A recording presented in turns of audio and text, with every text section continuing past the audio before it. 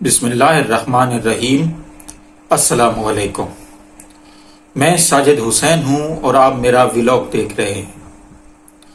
آج کی اس ویڈیو میں آپ کے ساتھ بات کرنی ہے پاکستان کے جو موجودہ حالات ہیں، بے چینی ہے، بے روزگاری ہے، پریشانی ہے، بد امنی ہے، ہماری عدالتوں کا اس میں کیا کردار ہے اور عدالت کیا کر سکتی ہے جو اسے کرنا بھی چاہیے، اور کوشش بھی کر رہے ہیں کچھ عدالتوں والے جو کر رہے ہیں۔ اس پر تو بات ہوگی، اس سے پہلے ایک چھوٹی سی بات اور کرنا چاہتا ہوں۔ تو میرے اپنے دل کی آواز ہے، اس میں کوئی انفارمیشن نہیں ہے، خبر نہیں ہے، یہ صرف میرا اپنا ایک چھوٹا سا تجزیہ ہے۔ ایک اور شخص خان صاحب کو چھوڑ گیا، پریس کانفرنس کی، اور وہی پرانی بات، خان صاحب سب کچھ کروانے کے ذمہ دار تھے، ریاست کے خلاف بیانیہ بنایا خان صاحب نے، اور وغیرہ وغیرہ۔ لیکن اس پریس کانفرنس میں اور باقی جو پہلے پریس کانفرنسز یا پھر انٹرویوز ہوئے، ان میں فرق تھا۔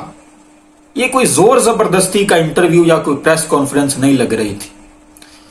فرخ حبیب صاحب، جن کو کچھ عرصہ پہلے اٹھایا گیا گوادر سے، گھومنے پھرنے گئے تھے، کل وہ بال شال ڈائی کیے ہوئے، واسکٹ، کپڑے شپڑے اپنے، بڑا داڑھی شاڑی بھی بنائی ہوئی، اور بڑا زبردست قسم کا ان کا ایک پرسنالٹی نظر آ رہی تھی ان کی۔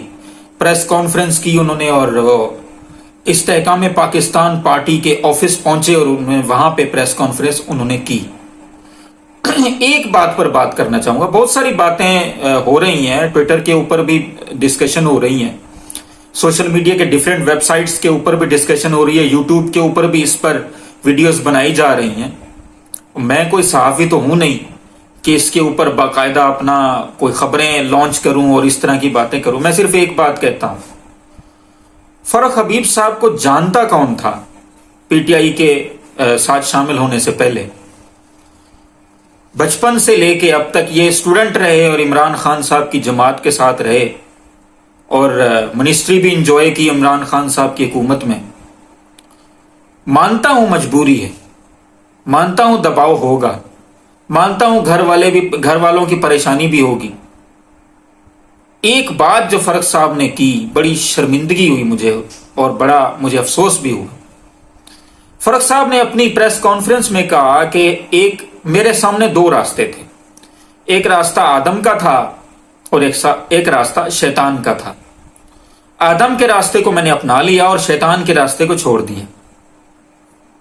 شرم نہیں آئی یہ بات کہتے ہوئے؟ یار کچھ تھوڑا بہت تو بھرم رکھ لیتے، تھوڑا بہت تو انسانیت دکھا دیتے کہ یار ٹھیک ہے، مجبوری ہوتی ہے، دباؤ بھی ہوتا ہے۔ اتنا آگے نکل گئے کہ کیا کہوں اب میں، سوائے شرمندگی کے، سوائے افسوس کے کچھ اور نہیں کہنا چاہتا۔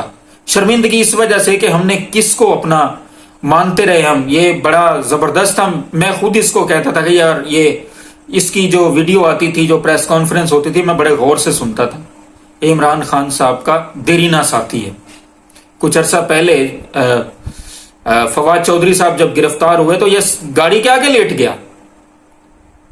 لیڈرشپ خان میں نہیں، اس نے یہ بھی کہا اگر خان میں لیڈرشپ نہیں تھی، آپ میں تو پھر ورکرشپ بھی نہیں تھی نا۔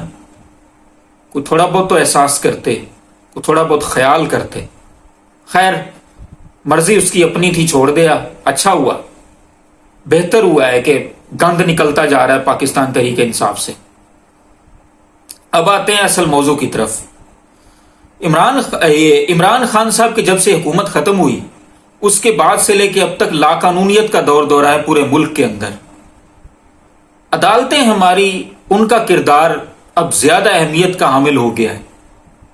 مطلب یہ دیکھیں، قاضی صاحب جو نئے چیف جسٹس صاحب ہیں، یہ اکثر کہا کرتے تھے کہ آئین اور قانون کی بات، یعنی یہ اکثر کہتے تھے آئین اور قانون کی بات ہوگی، آئین اور قانون کے منافی کچھ نہیں ہوگا، کچھ نہیں ہوگا۔ یہ پریکٹس اینڈ پروسیجر بل جس کی وجہ سے یہ کوئی مقدمہ سن نہیں رہے تھے، تو وہ بھی اس کا بھی فیصلہ ہو گیا۔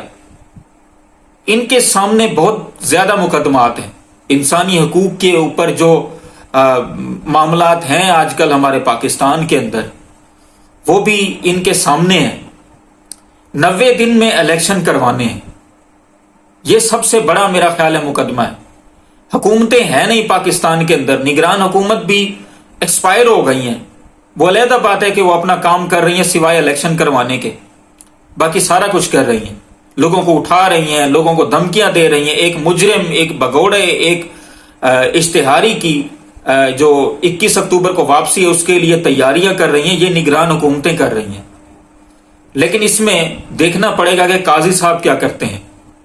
काजी साहब जो आइन और कानून की बात करते थे, क्या अब आइन और कानून अमल में भी नजर आएगा या नहीं, ये देखना पड़ेगा। और अगर आइन और कानून अमल में नजर आया और सबसे पहले उन्होंने अगर मुकदमा उठाना है तो वो उठाएं, सुने इलेक्शन 90 डेज के अंदर होने का। 90 डेज तो अब क्या पता नहीं कितने दिन गुजर गए हैं, लेकिन इलेक्शन करवा दें अगर, तो ये एहसान होगा काजी साहब का पूरे पाकिस्तान के ऊपर, पाकिस्तान की अवाम के ऊपर। क्योंकि इन चोरों, उचक्कों, बदमाशों, लुटेरों से हमारी जान छुड़वाने में अगर ये वो काम कर देते हैं तो तारीख में काजी साहब सुनहरी रूप से लिखे जाएंगे। उनको याद किया जाएगा कि एक जज साहब आए थे जो आइन और कानून की बात नहीं करते थे, उस पर अमल भी करते थे। खैर, अल्लाह ताला इन सब को जो इंसाफ की कुर्सियों पर बैठे हैं हिम्मत दे और हिदायत भी दे और अमल की तौफीक भी दे। तमाम देखने और सुनने वालों को अल्लाह आसानियां दे और आसानियां तकसीम करने की तौफीक भी दे। इन मुश्किल हालात में अपने फलस्तीनी भाइयों को भी याद रखें, उनके लिए दुआ करें और आसपास दोस्तों रिश्तेदारों का भी ख्याल रखें और हमारे इस चैनल का भी आपका बहुत बहुत शुक्रिया।